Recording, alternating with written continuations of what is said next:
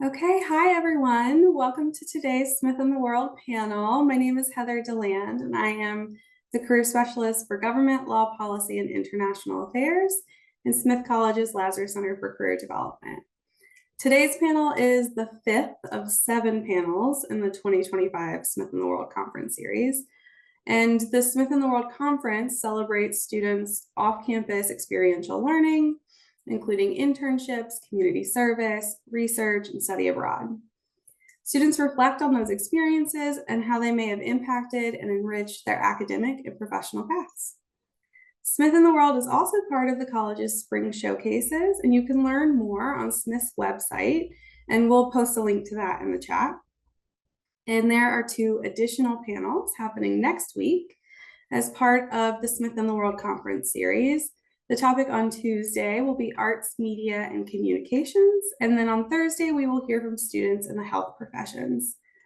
We encourage you to register for those upcoming panels. And again, we'll post a link in the chat for you to do that. Okay, today's topic is government law policy and international affairs. And I would like to welcome everyone joining us today to hear from these incredible students. Our panelists will give presentations about their off-campus learning experiences, focusing on their projects, the impact of their work, and their major takeaways. I am honored to introduce our panelists for today. First, we will hear from Amalia Allen, who worked for the DNC on the Harris for President campaign. Then we'll hear from Lilia Wong, who interned with Zoe, an NGO tracking the environmental impacts of the war in Ukraine. Kennedy DeVries will share about her experiences with the U.S. Department of State and the Bureau of Educational and Cultural Affairs. And then Fida Bijin and Kavya Keshavamurthy will present together about their experiences interning with Justice Project Pakistan. Today's session will be recorded, so we ask that all members of the audience keep your microphones muted. And you can submit any questions that come up using the chat tool, and then we'll field those questions after all of our panelists have finished presenting. So with that, I will hand it over to our first panelist, Amalia.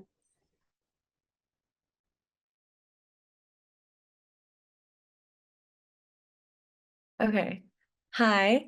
My name's Amalia, and I'm a current junior at Smith. I'm a government major and an economics minor, and I'll be telling you about my experience interning for the Democratic National Committee this past summer and being asked to join the Harris for President campaign through the fall. So I will take you through how I found my internships, my experience working on the official side of social media for the Democratic Party, and then how I utilized networking and taking initiative within my initial role in order to join the campaign side of social media for the rest of the general election. So starting with how I found my internship, back in the summer of 2023, I interned in the House of Representatives for Congresswoman Jasmine Crockett, where I did, who's pictured here, and I did a combination of communications work, legislative work, and I took on a lot of responsibility for her social media, but it wasn't necessarily the sole focus of what I did for her, but I did have that experience. And after that, I knew that I wanted to come back to DC the following summer, and I really wanted to explore other roles within the political field. So I found my initial position with the DNC last spring just by hunting through LinkedIn and Handshake. If you know anything about applying to government internships, it's a very long process. It's very competitive. It was very much like applying anywhere and everywhere. With just the goal of being back in DC.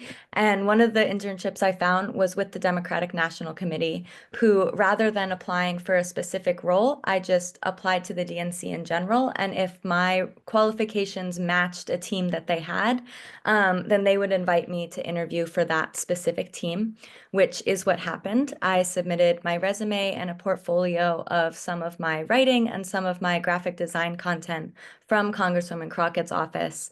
And I was asked to interview for a job with the DNC's social media platforms team, which I was then formally offered a place with, and I accepted. So from June to August, I worked with the socials team at the DNC headquarters in DC, where myself and 6 other full-time staffers were responsible for managing the Twitter, Instagram, Facebook, and Threads account for the Democratic Party, Vice President Kamala Harris, President Joe Biden, Second Gentleman Douglas Emhoff, and the chair of the DNC, Jamie Harrison. So my specific responsibilities included crafting a report each week that would summarize the analytics of our post performance on all of our accounts from the week prior, drafting another report for my team at the end of the week, where I would pitch strategies and trends that I thought would boost our engagement moving into the next week. And then just drafting, editing, and sending off to approvals daily content for our accounts. So I was specifically responsible for drafting content for @the Democrats and @Jamie Harrison on all of our platforms. But I would occasionally draft content also for our other principals upon like specific requests. And I really enjoyed the work that I was doing, and I loved my team. And it was a really interesting time to be working at the DNC because, as I'm sure you all know, it was general election season. And the DNC was working very closely with the Democratic Party's presidential campaign, which at the time that I started was Biden for president. And the campaign staff were technically DNC staff. So the accounts that I was helping to run, we were considered the official side. And then there was the campaign side that was rapid response. And even though I was representing the official party, not necessarily the campaign, our messaging strategy was still focused around shedding a positive light on the campaign and working in tangent with the campaign accounts. And throughout this work, and because I was working so closely with these other teams, I was really interested in the rapid response version of social media work that got to respond more to live events as they were happening, and that also got to have a TikTok account, which I had experience on that platform from Congresswoman Crockett's office and was really interested in knowing more about the work they were putting in on the rapid side to that. And luckily, the DNC really encourages connecting with other people at the organization. And so I was able to start taking meetings with other people in my department, but not necessarily on my specific team. And I had the opportunity to meet with people on our video production team, digital messaging strategy, some of the leadership of the mobilization department, and on the rapid response team. And I would usually approach my initial conversations with these people, just getting to know them, bonding over things we had in common. There was a shocking number of other Texans at the DNC. And then I would approach my second conversation with them, asking more directly about their career path. And through this time, this started pretty early on into my internship. And so I really quickly got very comfortable, not just with my team, but with the department on a whole. And so I started taking a little more initiative as I felt more comfortable with my team to pitch slightly more unconventional content in comparison to what we were normally posting. And as my posts started doing well, I gained more trust within my team. And I also felt more comfortable taking on additional opportunities assisting other teams. So I started doing extra work for the video team and the rapid response team, which I had a great time doing. And this really paid off in July when a couple of big things happened. One is that my internship was coming to a close, and two is that Joe Biden dropped out of the presidential race.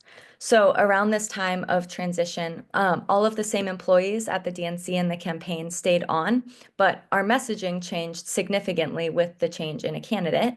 And so it made sense for a more unconventional approach to be taken to our digital messaging strategy.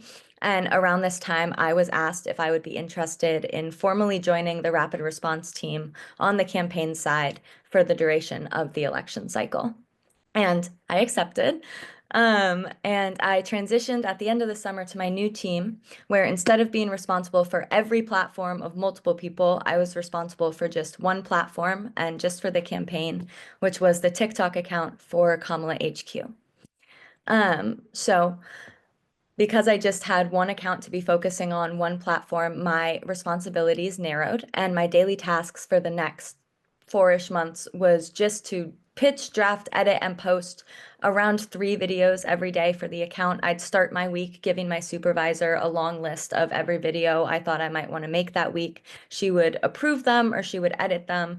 But then day to day, if I came up with something else that I wanted to post, all I had to do was make it, and then I would send it to her for approval. We would text it to the communications team to approve, and then our legal and research team would get 5 minutes to tell us we couldn't do it. Otherwise, we did do it. Because the campaign was so fast-paced. We were the rapid response team. We're responding live to things. There wasn't really time to wait several days for approval for our posts. We were trying to move as fast as social media does, as fast as average voters' lives do, and really keep up with what was on voters' minds. And so I was one of only 5 people running the campaign's TikTok on a team of 13 people total, none of whom were older than the age of 25. And this was the first time that a campaign of this scale had utilized social media in this way. And so our leadership team really put their full faith in us that we knew what we were doing. And we took a sort of throw everything at the wall and see what sticks approach to our content, because we were trying to reach the widest audience possible. So this is an insane slide. My apologies. But these are some of the videos that I posted. I made around 100 total. About 70 are still up, music licensing things. But by the end of the campaign, the TikTok team had brought in 2.3 billion views. We built an audience of 5.7 million people, and we became the most followed Kamala HQ social platform. And so this was obviously a very unique experience for me. And I gained really invaluable experience understanding the necessity of effective messaging strategy that meets voters where they're at, which social media is really uniquely positioned to do. And one of the requirements of my role that stayed consistent between both the DNC and the campaign was the necessity to summarize really complicated and nuanced subjects that not a lot of people are super interested in or really understand into intelligible short form media that would be really easily accessible and digestible for the average voter. And so a social media role wasn't really something that I was seeking out that summer, or in general, but I've come to learn throughout these experiences that social media is a really vital but frequently underutilized and I'd say underappreciated medium for promoting both education and accessibility within the political field. And so even though digital content strategy wasn't a career path that I had previously considered, I'm much more open to that direction after these experiences. And I'm really, really grateful to have had the opportunity to contribute to this work, to this campaign, to these people, and to accomplish the things that we were able to in the time that we had. So, yeah, thank you. Thank you, Amalia. So interesting. Next up, we'll have Lilia. Well, I will share my screen.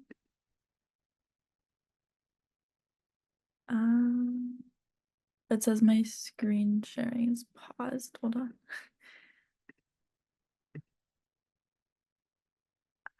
Okay, maybe if I try it this way. Hold on.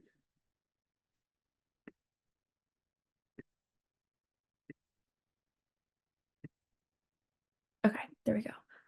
And then I will present it. Sorry, I had it I had it set up so I wouldn't have to show everyone my Canva editing, but it's okay. You guys can see the secret sauce. So hi, my name is Lilia. I am a senior and I'm a double Russian studies and government major. And today I will be presenting on my internship that I did over the summer of 2024, which was tracking the environmental impact of the Russo-Ukrainian war on Russian soil with Zoe Environment Network, which was based in Geneva, Switzerland. So to start out, Zoe is a NGO that basically does environmental impact research. And the very cool thing about Zoe, and something that first made me want to work for them, was the fact that they prioritize accessible information to really diversify the way we think about the environment.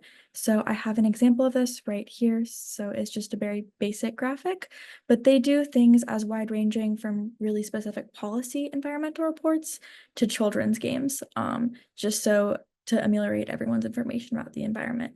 So I studied abroad with the Smith in Geneva program for spring 24, and I loved it so much that I wanted to stay.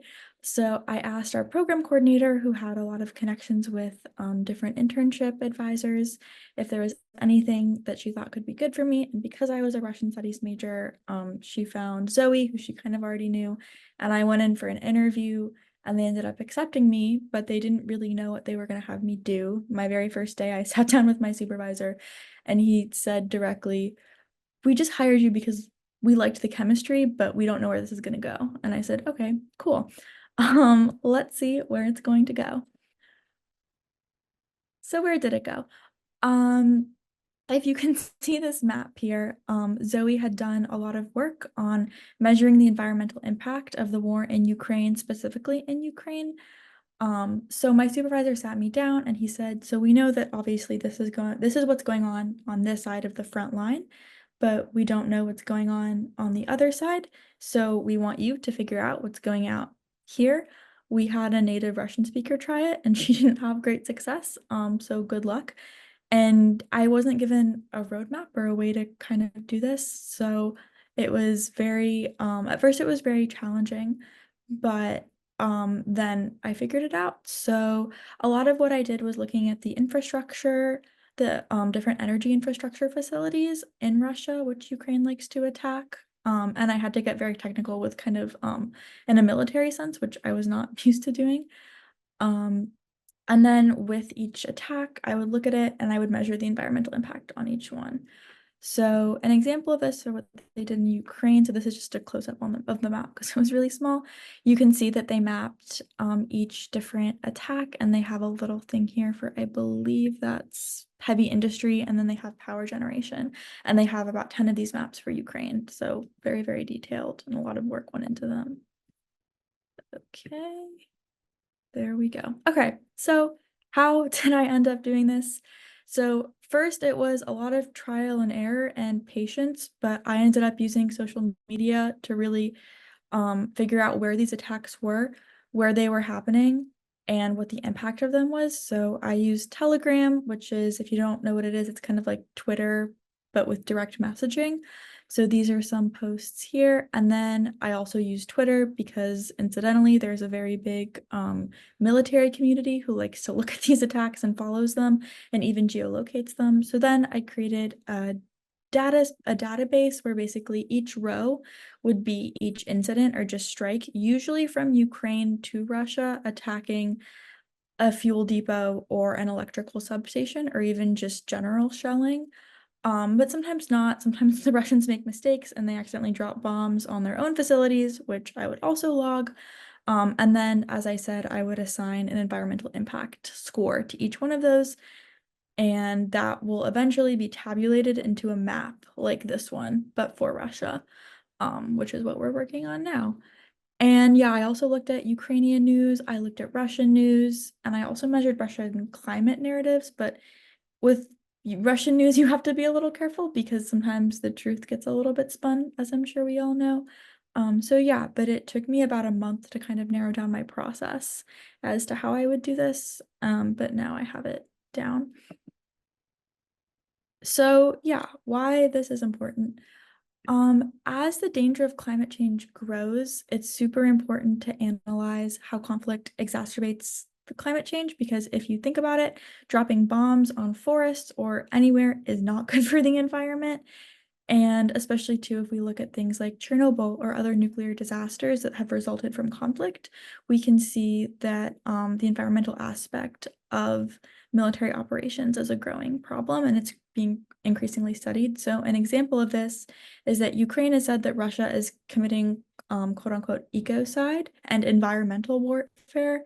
And I just put a definition of ecocide, which is that it's used as a weapon of war, and it takes place alongside the systematic destruction of the country's civilian infrastructure and energy network.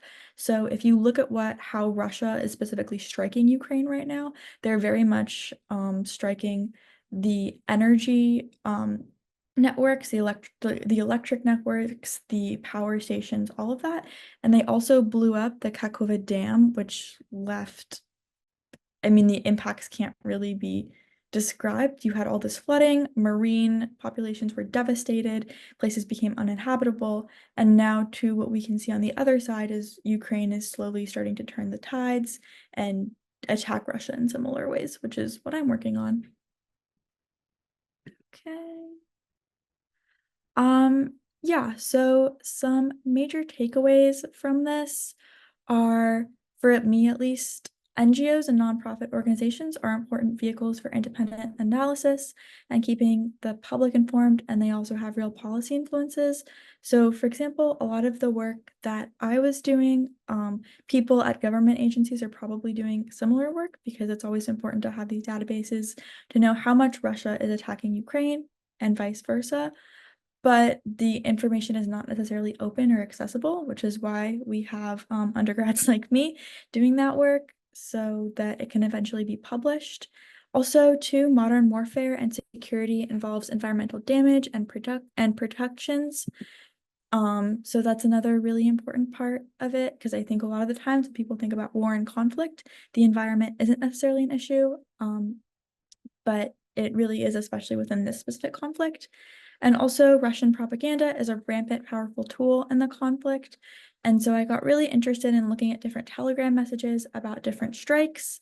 And this eventually informed my senior thesis, which I'm working on right now, which compares Russian wartime propaganda between 3 Russian oblasts or regions, because if you looked at the map, a lot of what I do is geolocation and map work. And that I found myself really interested in that. So now I'm writing an 100-page paper about it. And also too, working on more of like this world aspect, working in Europe and specifically in Geneva, where the UN is, means that organizations can have different spheres of influence compared to the United States.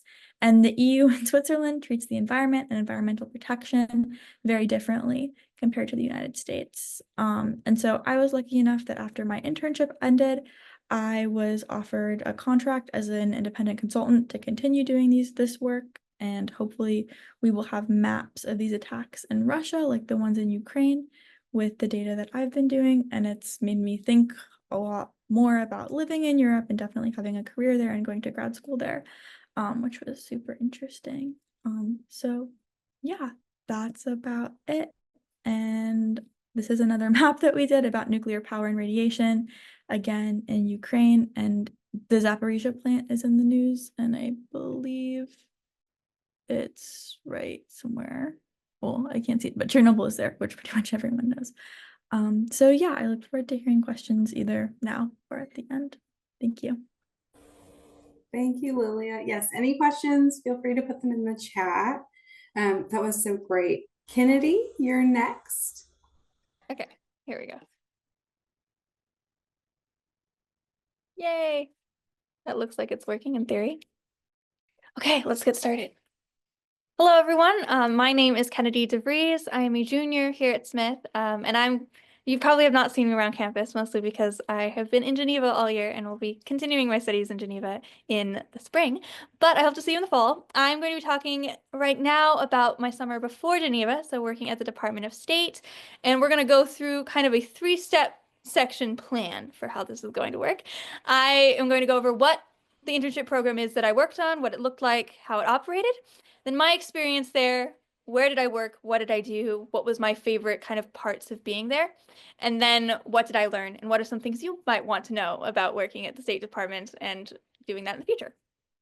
So let's start out just by where I worked and what I did. So I worked as part of the student internship program, which operates in the spring, summer, and fall. So all different sections. Most competitive one is the summer one, simply because that is when people can actually make it to DC.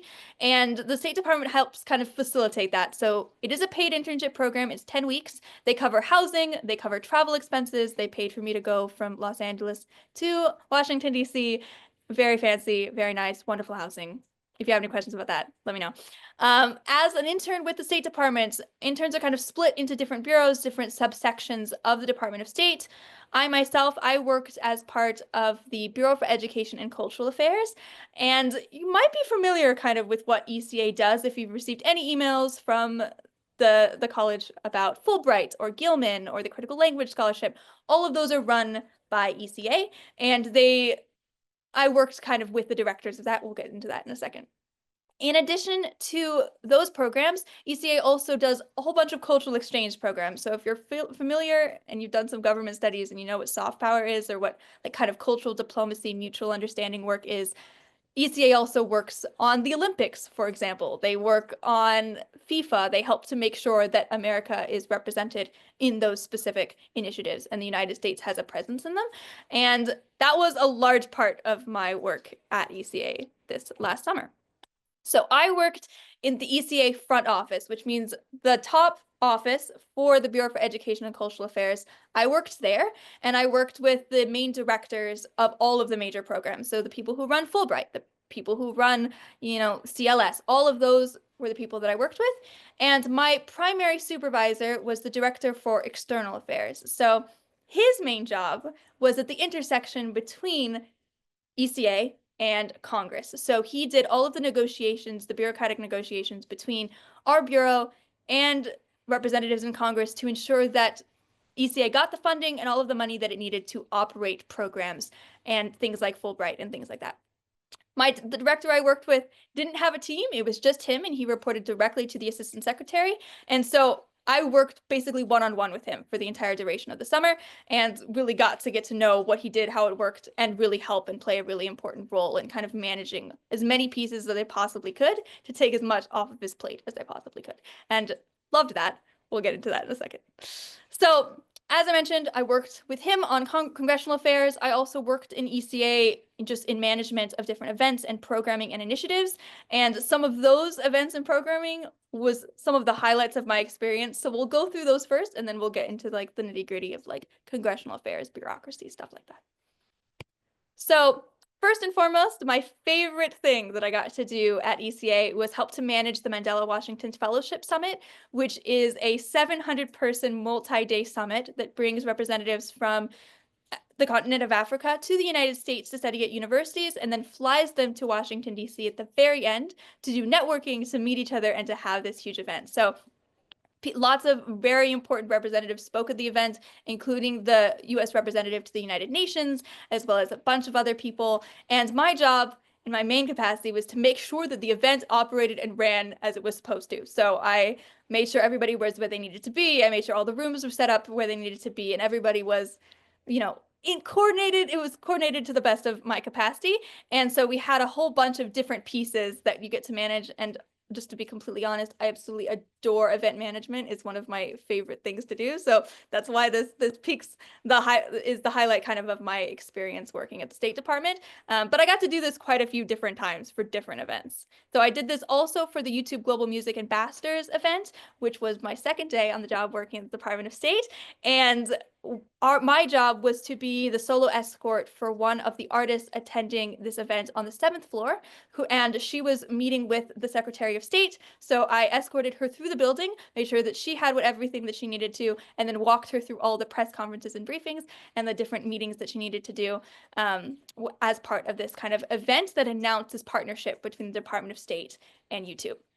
I also worked on the CBOIX announcement kind of launch event, which, if you might be kind of familiar with CBOX, but is a little bit more of a high school kind of program. So it primarily targets high schoolers, brings them to Washington, D.C. for this kickoff event, and then sends them overseas to Germany for a year. And so I work to help manage that as well, help run meetings between the different representatives from different high schools.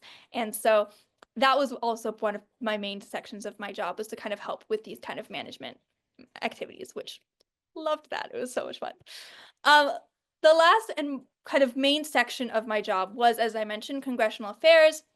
I worked with my boss on a bunch of different briefings with different staffers, different people throughout Congress to kind of make sure they had an understanding of what ECA does, how it operates, how it functions, and what it does for American citizens. So the impact that we have of taking American citizens overseas on CLS programs, or how many people received Gilman scholarships. I myself received a Gilman scholarship to go abroad to Geneva. It was like really close to home for me to kind of see the impact on American citizens that ECA does. But I also have friends who've done CLS and all of these other programs as well. So that there is kind of that very direct impact on American citizens, and we want to make that very clear to congressional representatives so we kind of get the funding. So I worked on negotiations with people within ECA to develop these like presentations and ways to present this information to congressional representatives and make sure that all of our programs were represented and everybody had a voice, and then subsequently present that information to different staffers and different people throughout Congress. So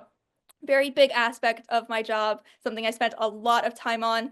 If you're curious kind of what some of these presentation materials look like, they're actually now on the ECA website. So this is one of the fact sheets that I made for Massachusetts. There's also fact sheets for every state in the United States, and they're all on the ECA website, which is all very fun and exciting. So some key takeaways that I would say about my experience working at the State Department are kind of two things. If you are interested in careers in international relations, I myself am interested in careers working in international relations, and I got to see kind of both sides of what it looks like to work in foreign service, take the foreign service exam and then work for many, many years abroad and, in increments across, the world. Or working in civil service, where you're like jumping into a career working in the government in Washington, D.C. You kind of stick your foot in the door and you work there and you kind of move up in different levels and different experiences. But generally, as someone working with the directors in all of these major departments and fields, you also get to see something that is often told to us as kind of government majors. It's like, it's gonna be, you're gonna do a lot of different things. You're gonna try something new, and you're gonna try something else, and it's gonna be a very fascinating, very roller coaster kind of experience.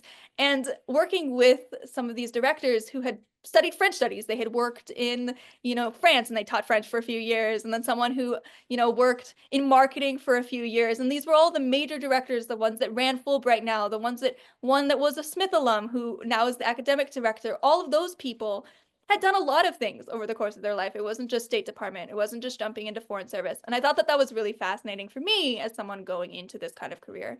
Additionally, just as like a super nerdy geek out moment, the Congress, the congressional and state kind of dynamics, the kind of power dynamics that make up these discussions, and how important it is to get everybody invested, including individual staffers or 20-year-old staffers that are working with one representative from, say, Hawaii, to get a meeting with them and to kind of say, hey, this is important. You should talk to your representative about this. It's all very important to the function and operations of the directors at the highest level in state. Is like these kind of dynamics play an integral role in how the Department of State functions and operates. And being part of those dynamics was fascinating, but also to see just where where people had a voice and how important that voice was, even as a staffer working in a congressman's office or as one singular intern working at State Department, and all of those different interactions was very cool. Okay, I am going to wrap up kind of my presentation just to let you know, like, if you have any questions about the State Department or internships like that, please don't hesitate to let me know.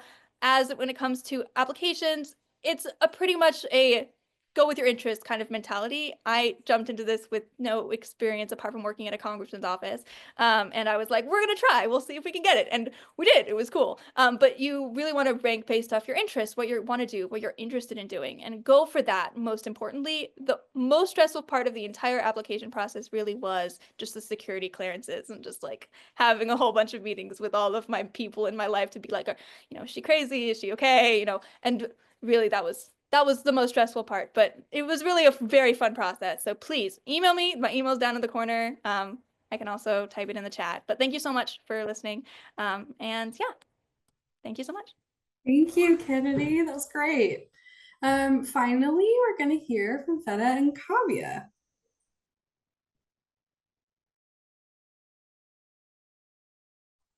Thanks for, give me 1 second. I'm just loading up the presentation.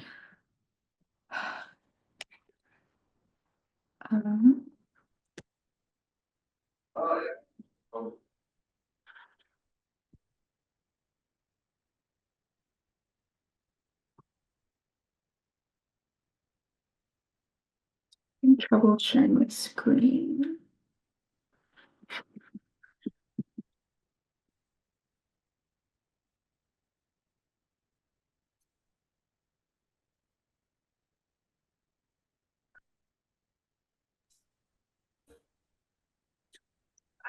Okay, hi. My name is Kavya. I'm currently a sophomore at Smith. I'm studying a major in government and a minor in the study of women and gender. And this past summer, I was an intern with Justice Project Pakistan.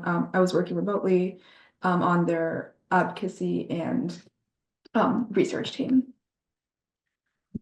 Hi, I'm Fida. I'm also a sophomore.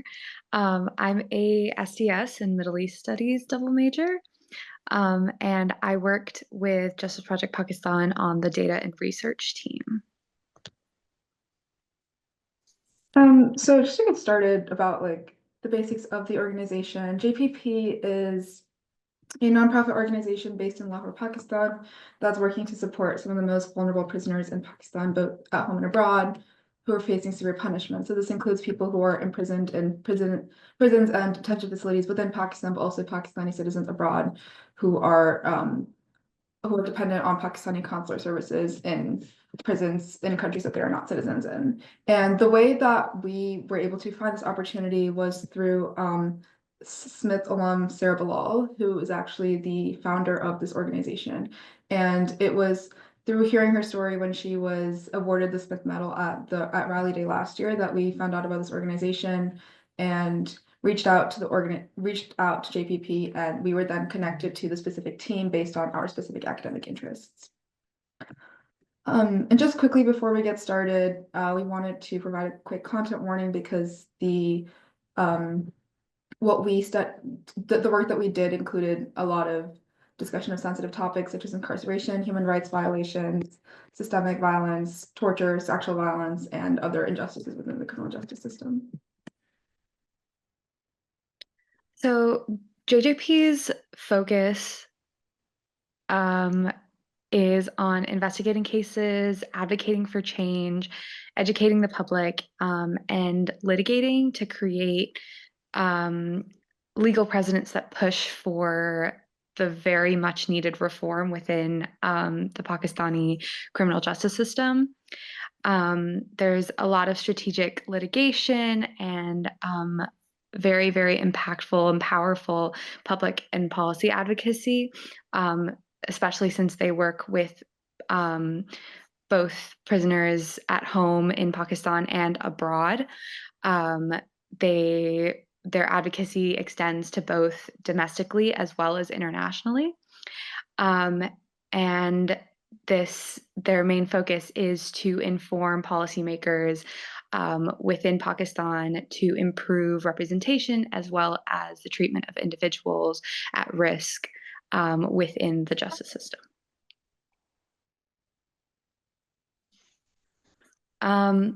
Why is JPP so important?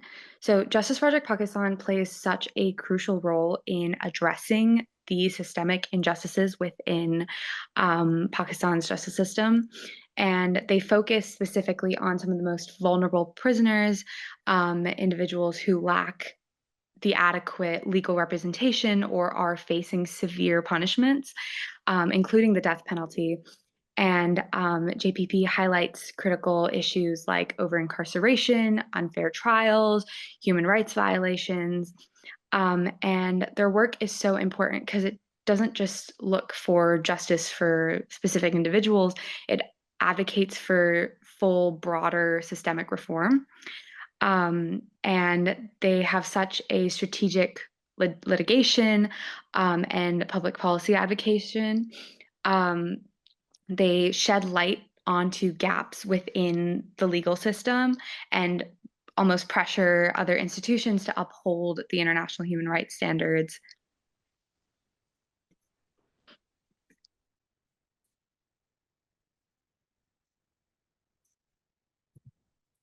So I worked specifically for the data and research team at Justice Project Pakistan. So our main focus was specifically analyzing information that we receive. So prisoner demographics, looking for legal trends and patterns, and specifically finding systemic issues within data about the way that that prisoners are kept, the way that prisoners are facing issues, all on sort of a numerical scale. And using that information and analyzing it into something that's tangible to support advocacy and litigation efforts. These sort of data-based insights is what this team really focuses on and leverages, and so that we can identify patterns of injustice and develop sort of evidence-based recommendations for how the system can be reformed.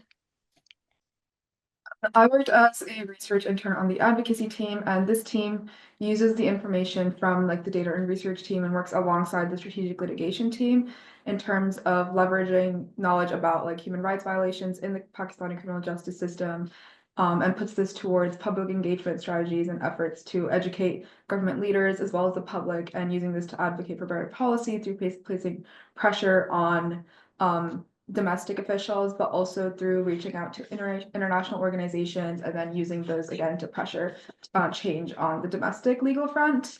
And however, my specific role was also conducting research for the purpose of advocacy. So it was kind of like in between, where I was like using like data information about these violations to then put forward recommendations for how to go about this advocacy.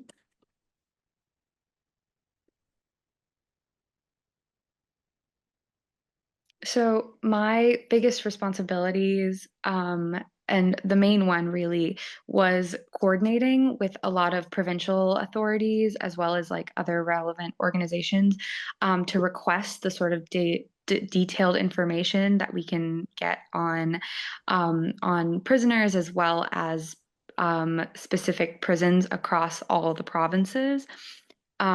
And so a lot of my work involved drafting letters to provincial prison inspectors, and making between federal and local prisons, as well as how they all function within just the general criminal system and within the general Pakistan government. And once we received the data, I worked on organizing it into a standardized format that aligned with the needs of the ongoing research projects that we've been doing. That way we can ensure consistency across the provinces, since that was a really important thing to keep in mind. And it makes the data a lot easier to just look at. And then one thing that I did find a little difficult was when I was presented with data about specific statutes that prisoners were incarcerated under, it involved me doing a lot more in-depth research into federal and provincial statutes in order to contextualize this like legal framework of Pakistan. And then even beyond that, to gain just a broader context of the issues being discussed, like the structural challenges or specific gaps within prisoners' rights. I really had to do so much research just to fill that gap in for myself, on top of the research that I had to do in this role. And then this data usually is then integrated into JPP's publications, as well as other meetings, or into the same sort of reports that we send out to these provincial managers. But instead of as just a list of numbers or a list of charts, it's turned into these very tangible reports, these tangible statistics for these policymakers and supporters to really make informed decisions, and to get an almost visual idea of what this data means as evidence for the reform that's really required.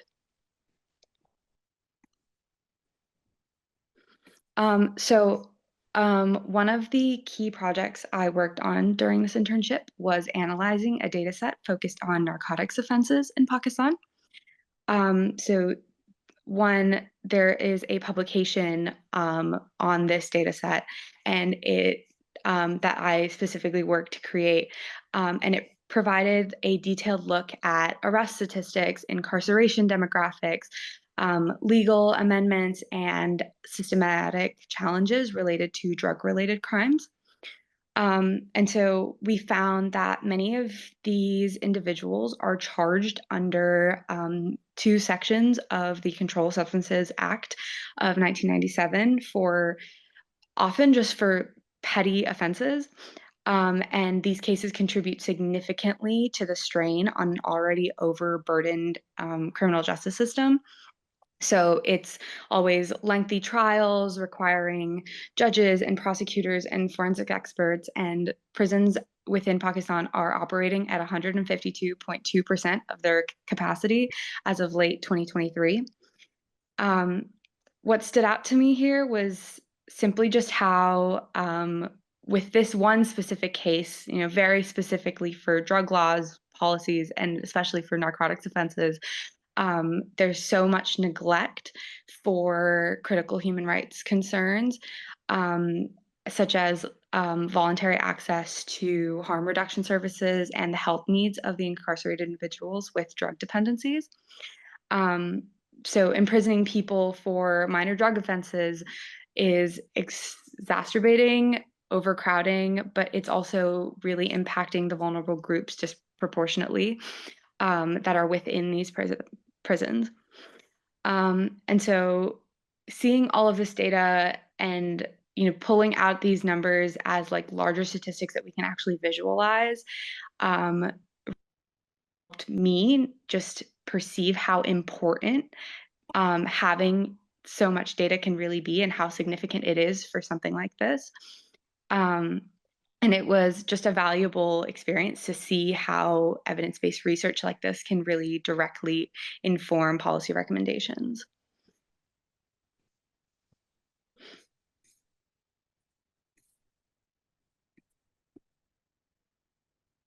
So what I really learned from this experience was mostly how significant, as I've said, data is in advocacy, and understanding what we can really gain from specific numerical evidence. I didn't really even fully process how much this has an impact in, like, statistics has an impact within an organization like this.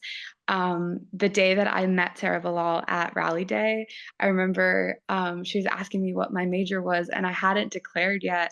But I'd said something about maybe thinking about statistics, and she was telling me about all these people that she's met who are statistics and anthropology double majors or statistics and history double majors, and how there is so much value in the intersection of humanities and statistics. And this experience really defined that for me and really opened my eyes to that. On top of that, I did work with another intern in this team, and a lot of the work we did was very collaborative. It was remote, but we did like call a lot. We had a lot of Zoom meetings, and it really helped me work with a team in such a multidisciplinary sort of environment, on finding such clear, complex answers for such a complex problem. And going into the future, I think this intersection with human rights and statistics is something that's really important to me, and it's really given me perspective on how I can leverage both my SDS major and my Middle East Studies major.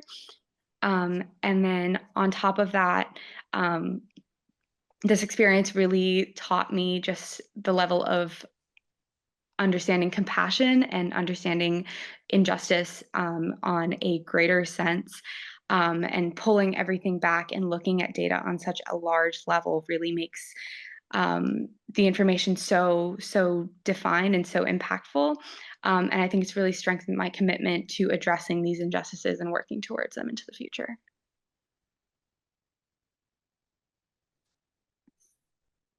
So my work with JPP was entirely research-based, as I was basically reviewing policies that were already in practice in Pakistan, specifically in regards to their custodial torture procedure and consular services, as like these were my main fields of focus. And the briefs that I put together were meant to support JPP in their domestic advocacy efforts. So I came to this internship with really limited previous knowledge of international criminal law in relation to domestic human rights violations, and basically zero knowledge of criminal law procedure in Pakistan. So the first couple of weeks of my internship really included like background research in order to get my feet on the ground and like build up my knowledge base and just learn more about how the system operates in Pakistan, as well as international standards, rules, and guidelines for the treatment of prisoners. And this included a lot of going through previous JPP publications on these topics and many meetings with my advisor and other members of the advocacy team who were very flexible and understanding of my lack of knowledge coming into this. And then once I started narrowing my research focus to the topics of my two research briefs, which were best practices for the prevention and investigation of custodial torture and best practices for consular protections for citizens detained abroad, that's when I started looking at specific laws from other countries and international guidelines to form solutions for the issues in the existing policy. And of course, like the other part of my responsibility was regularly meeting with my advisor who would review my work and establish areas for improvement, and also established like the reason for what I was doing. The implications of my work was that this information would then be used to put together their projects and their handbooks that they would provide for both public advocacy and advocacy straight to the government and international organizations that they work with.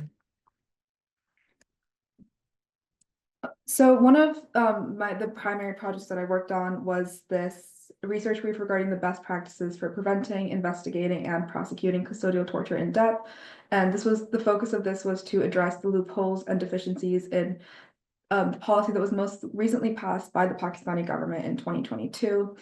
And the analysis of the strengths and deficiencies of this existing policy included having to review firsthand accounts of conditions and conduct within prisons and detention centers.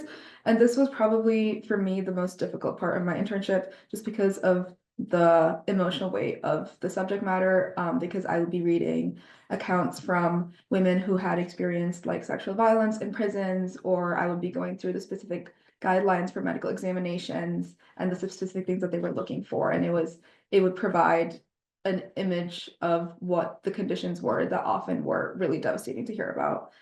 And since I was allowed flexibility in choosing what to focus my briefs on.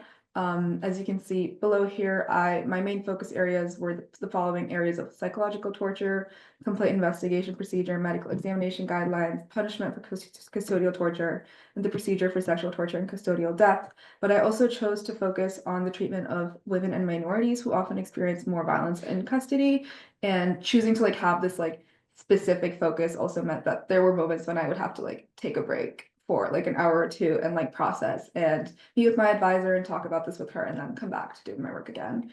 And then so after looking at the deficiencies in the policy, then my goal was to provide recommendations. So I would look at international guidelines such as the Istanbul Protocol and UN conventions for the treatment of prisoners and how to prevent and investigate custodial torture. And then I would also look at suggestions and examples of laws that are in policy, specifically in countries like the Scandinavian countries that are known for having much stronger and more just criminal justice systems. And then I would use those policies and see how those can be applied to Pakistan as well.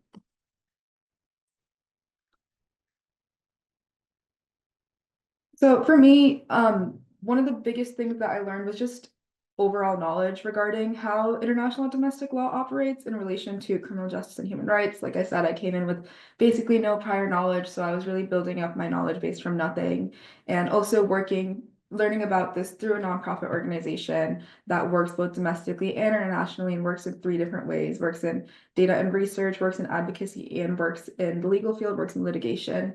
And lobbying of the government was really interesting to find out how these nonprofit organizations operate and are structured.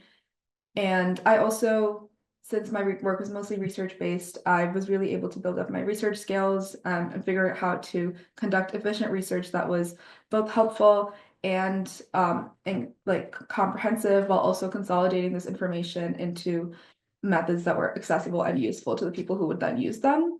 And writing policy briefs was another just general skill that I'd never done before. And being able to read and analyze primary sources, including laws, policies, firsthand accounts, as well as government reports and reports from international organizations like the International Human Rights Commission and things like that were also super useful in things that I learned from this experience. And as for how this experience will guide my future, one main thing that this really reiterated for me was that I have an interest in working in international policy and human rights. And I was already decided on my major in government, like coming into Smith, but I was not sure about my major. And this experience did push me towards choosing to minor in the study of women, gender, and sexuality, just because I found the intersection of these issues of violence against women and minority groups while working with international criminal justice to be like really significant. And there's like a lot there that I can do with, and having the background in SWAG as well will be helpful for me if I choose to work in international human rights relating to violence against women or something like that. And it also reiterated for me like my focus on comparative politics within the major of government. In terms of personal growth, a major highlight of this experience for me was being able to interact with people all over the world.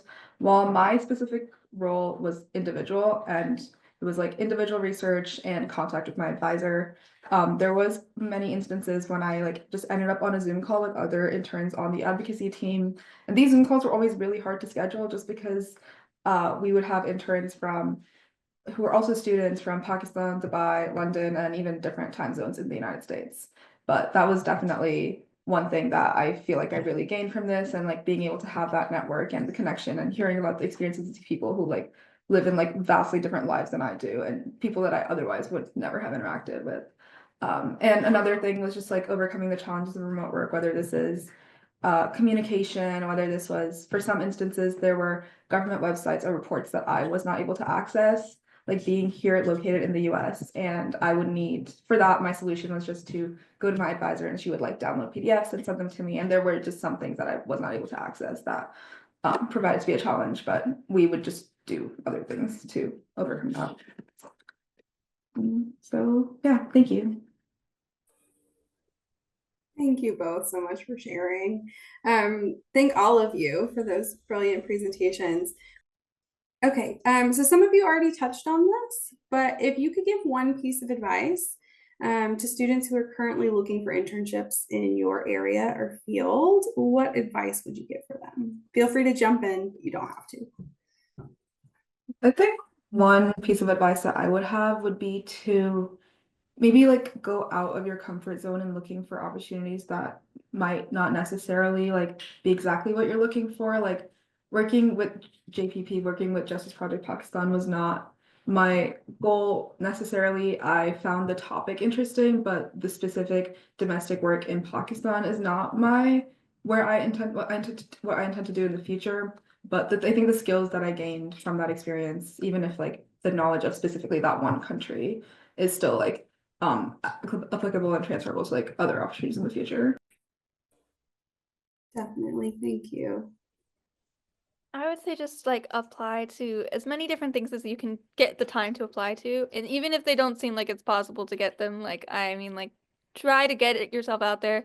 And honestly, even if it, as Kavya was saying, even if it's like a little bit different from what you're interested in, I found that I've done a lot of random things and they tend to like blend into each other in a way that's much cooler than I would originally anticipated. Like I work a lot in education policy and I'm like, oh, well, maybe I like that. And so you can start to like see a pattern of like what you're interested in, what you're going for, what your like main things are. But it's really hard. There's so many more opportunities than are originally apparent. So that's why I would say like just apply to a lot of things because you'll get a better understanding of how broad this career path is and how like you really can try a lot of different pathways. So that's what I would say.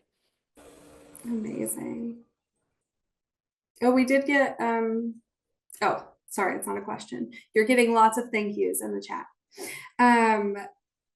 If there are no additional questions, then oh, Amalia, were you about to jump in? Okay, then we will conclude today's Smith in the World panel.